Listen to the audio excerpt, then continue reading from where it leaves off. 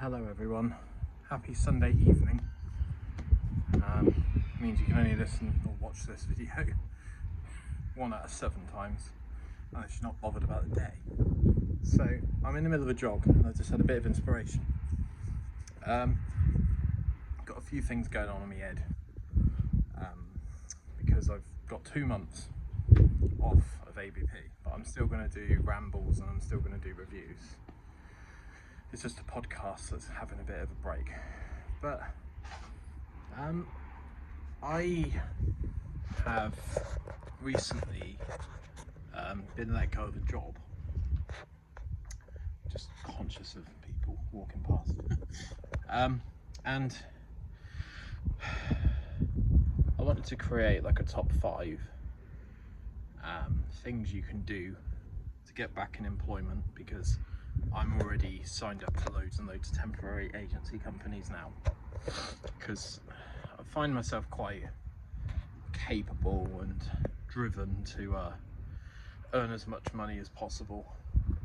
I've always been quite good at bouncing back with employment. So yeah, it's kind of weird telling you this, but you know, it's all good. So yeah, I want to do top 5 things to watch out for in a job, top 5 red flags, and also top 5 things you can do when you are not in a job of how to get one. So we'll start with red flags in employment first, then I'm going to do the other one, then I'm going to go back to jogging, listening to Blind Boy podcast, talk about pigeons for 50 minutes. So this is very broad. Obviously I don't know what sector, what industry you work in if you're watching this. I think since the P/C word, everyone should have an opportunity to work remotely within reason. Obviously if you work in a factory, then unless you're going to take a ton of equipment home with you, then you know, this is what I'm saying, it's got to be broad. The ability to work from home I think is quite important nowadays with school runs and life and getting packages from downstairs and stuff. Fair pay, obviously that's a sliding scale now because cost of living and people have different expenses, and I don't know yours. So that's 2. Then we've got trust, the ability for an employer to trust you to do your job. The ability to ask questions is massive. I think that's potentially one of the biggest points from this, because one of the reasons I got let go of my last job was because apparently I was asking too many questions. But the reason I was asking so many questions is because I wanted to learn. So if that's a negative, do me a favour, if you're watching this and that sounds familiar to you, leave your job, because it ain't going to get any better. The fact that you can get penalised for wanting to learn is just awful. I think that's so terrible.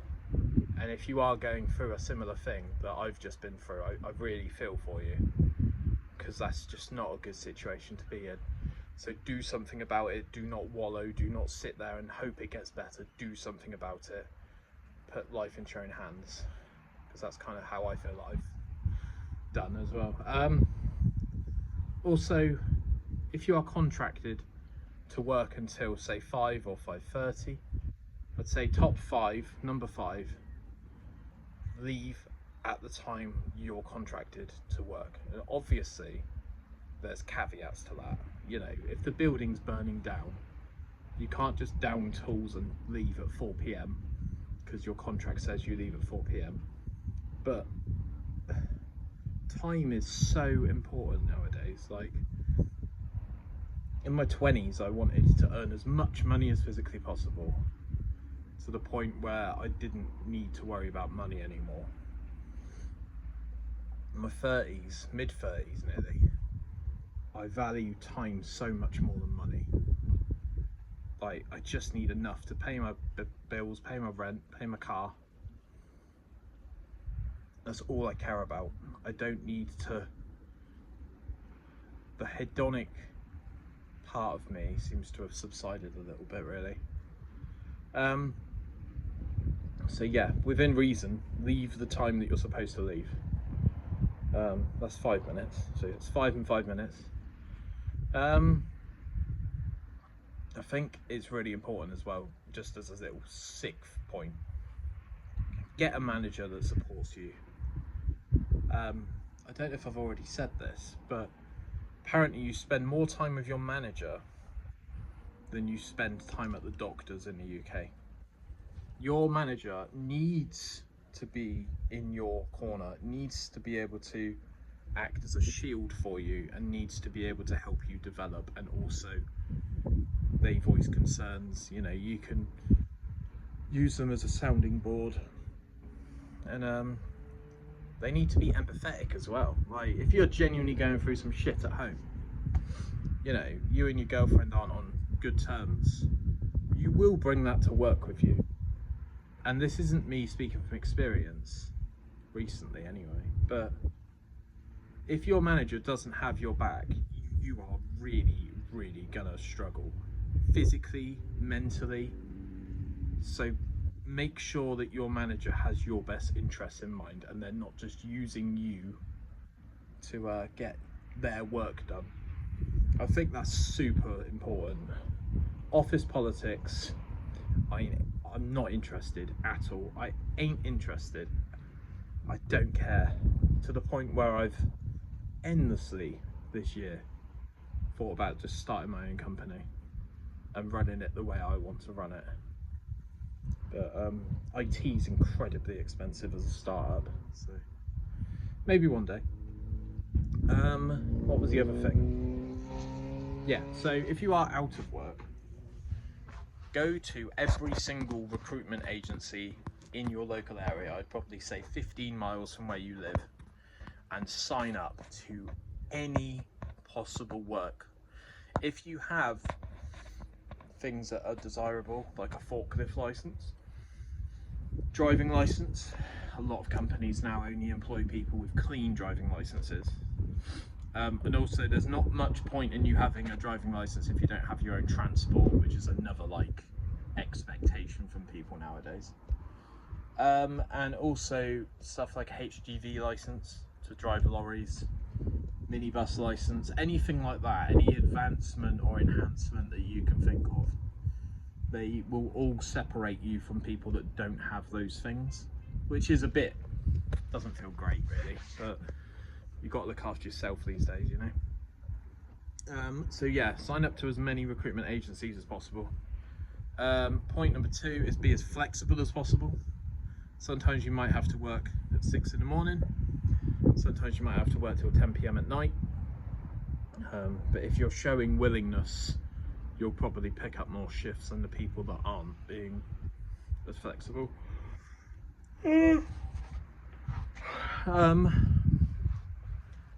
Third point, go to industrial estates with a CV, physical CV, and just start talking to people. I know that sounds mental, and I know that a lot of people aren't as extroverted as me, but you'll be very, very surprised how quickly you can network with people if you just throw yourself into a situation. Also, just walk up to people in the street. If they're like speaking to someone that like runs a company and you can see them outside their cafe or something, just say, "All right, mate, have you got any jobs going? Or have you got an email address?" That's a good one as well. Just fucking go for it. Like, the worst thing they'll say to you is no, so just do it. Also, message companies online, see if they need a social media person or someone to help. You know, you don't physically have to go to work anymore. You can help people online, remotely. I think a lot of this just comes down to being out there and asking for help, really. So yeah, what have we got? We've got recruitment agencies, flexibility, industrial estates, trying to cover as much ground as possible, DM people, get social. 5, what can I think of? I thought I had 5, but I've only got 4 apparently. Ask your mates. Put stuff on Facebook, like, has anyone got any jobs going in Weymouth or Dorchester or wherever you're from? People might tag you, you know, people might start spreading a word for you, which is always quite nice. And yeah, get LinkedIn as well, that's always quite helpful. But yeah, that'll do it from now, so speak to you soon. Goodbye.